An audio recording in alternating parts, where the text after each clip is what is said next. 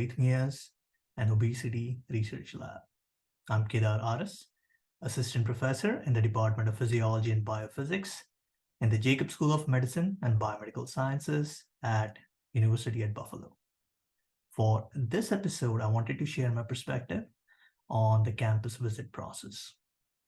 So you got that email from the university of your choice inviting you for a campus visit. And the email may also have some tentative dates for you to pick from. So what do? My first piece of advice is respond to that email within the first 24 hours, express your excitement for the invitation, and finalize the date. The reason I say this is because during one of the first campus interview invitations, I won't name the university for sure, but the screening interview went well. I got a campus interview invite, probably on a Thursday evening. And I figured I'll mull it over the weekend and then send my response on a Monday. So Monday morning comes in, I'm typing up the email to send them, let them know that I am excited and will be visiting. But before I am even able to send in the email, I get a response from the university saying that they had rescinded or withdrawn the visit invitation. And in the email, and they mentioned how they thought that I wasn't enthusiastic enough in responding to their email.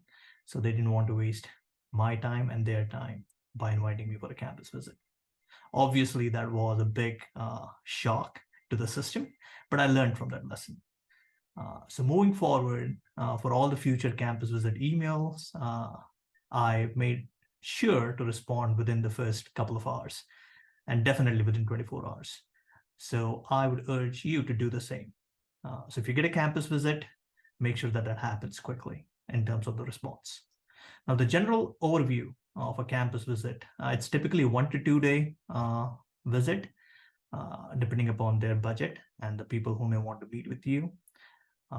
It includes one-on-one faculty meetings, meeting with the students, potentially a dinner with the faculty in the evening, and obviously somewhere in the middle, a job talk, a chalk talk, and in certain rare cases, a teaching seminar.